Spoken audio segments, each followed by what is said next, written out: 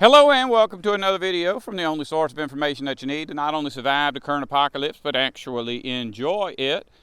And today I'm going to be mowing out here under these power lines. This property doesn't actually belong to me because I'm not allowed to use it for anything. It's like it's on the deed, but you can't put anything out here to get in the way with the work of the power company. But anyways, this little easement runs for miles and miles and miles, and over the years I've noticed that on my property there's always some kind of animal tracks. There's bobcat or coyote or deer, and I've always figured that they were roaming down this corridor as like their highway. And the reason I believe that is because all of the tracks are usually right up here against this easement.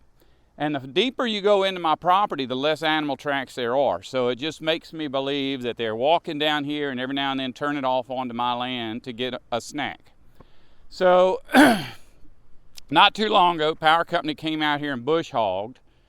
And when they did, all the animals just disappeared. None were coming up here on the property. And so being a big time prepper, survivalist type guy, I figured, well, they could smell that the fuel from the tractors, or maybe they could smell the guys driving the tractors or something, because it seemed to me that every time they mow out here, which isn't very often, maybe once every 5 or 10 years, that the deer disappear. But I got to thinking, it could be other things. Maybe the deer don't like it when you cut it all down because they don't have anything to eat out here. But when I call my dog to come out here with me, like we're taking a walk through the woods, excuse me, and I'll walk out here, my dog won't walk out here. And if I go down there and call him, he won't come out here and go down. He'll go around. He'll go down the trail and come out over there. And I think it's because it hurts his feet, because I've seen him walking through here, and every now and then he'll pick his feet up like he got poked. And sure enough, if I come out here with some flip-flops on, there's all them little sticks that are left after they bush hog that will poke you in the feet. And I guess that it hurts other animals too. A coyote's basically a dog, so obviously they might not want to be out here. But I got a lot of dust in my throat from cutting. But anyway, that probably has an effect on the deer as well. Here's what I'm talking about. This is not a mower that the power company uses bush hog, and it'll leave little sticks about this big sticking up, and sometimes it sharpens the ends on them, so it makes it even worse. Some of them are smaller than this, and some of them are bigger than this. My mower uses nylon cords. See, it doesn't have a steel blade on it like a regular lawnmower. And these things here break eventually. If you were to cut a golf course, you could probably cut 10 acres without breaking one of those. But out here, you break one every couple of minutes. And immediately after they bush hog, I'll go through a whole roll of that stuff in a day, because every time you hit something like this, it breaks it. And even the smaller stuff takes little chunks out of it till it eventually breaks it.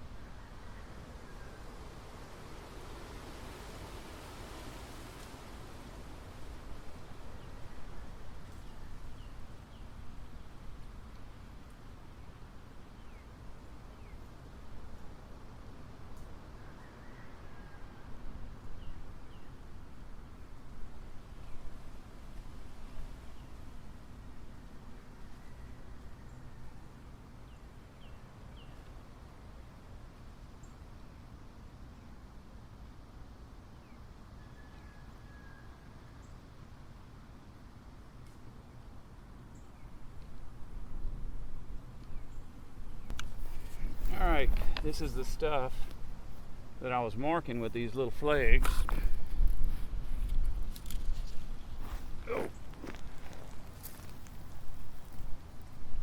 Basically a whole bunch of these things sticking up, because the mowers they use are bush hogs. They're not mowers like for lawn. And so these things get cut off about 3 inches tall, and they get cut off kind of sharp.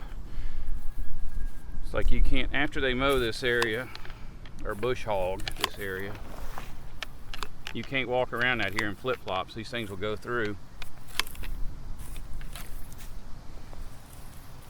I'll run back over this with my mower and kind of spread all this out. Sometimes my mower will cut through some of this stuff, but every time you hit something, even something as little as this, my mower will cut through that. But every time you cut through it, that nylon cord that it uses to do the cutting gets a little bit wore out. You do about a dozen of these and you'll break it. And those are about, I think it's about 25 cents a piece. I'm buying in bulk now, so it may be like 15 cents a piece for those little sticks. And you know, it's money. It's easier to have this stuff taken out than it is to have to be changing those trimmer lines all the time. But you can eventually, even if you don't do what I'm doing right now, you can eventually get all of this cut down. If you just keep everything cut to where it can't grow, it'll eventually rot once it dies.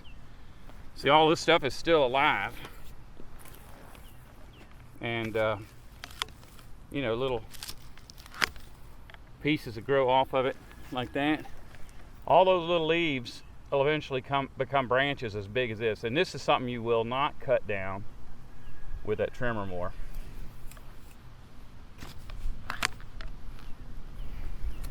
They break your lines instantly.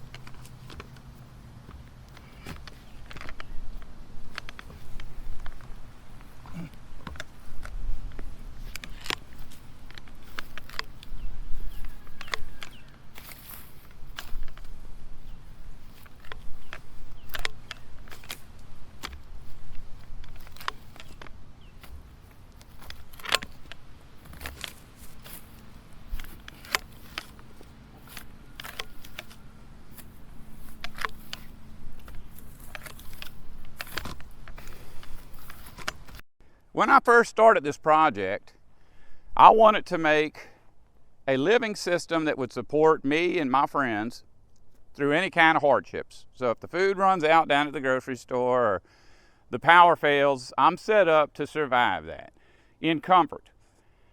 And a big part of the plan initially was to put a deer stand there, you know, a tower with a little hiding place for a person with a gun to take out deer, or to build a deer trap. You can actually trap deer in a trap if you've got an environment that they're normally in and you keep them fed.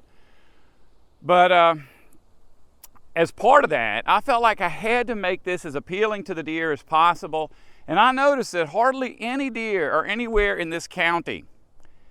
But if you go by the golf course, there's like a good chance that you'll see a deer, because there's deer over at the golf course all the time. So I figured that my initial assessment about how these little sticks were hurting their feet was probably correct, because they enjoyed walking around on that golf course. They didn't seem to be scared of any of the golfers. And so I want to make this as much like a golf course as possible. I don't think we'll ever have a time before the end when this part of the world experiences the kind of things that people are experiencing currently in other parts of the world. But at the same time, it doesn't mean that I shouldn't take care of my environment. I want to make sure there are as many animals and plants around me as possible, because that's just healthy for me and for the animals and plants. It's what humans are designed to do. But if there ever is a day when there ain't no more food at the grocery store, there should be some food here. If you don't want to survive, don't listen to me.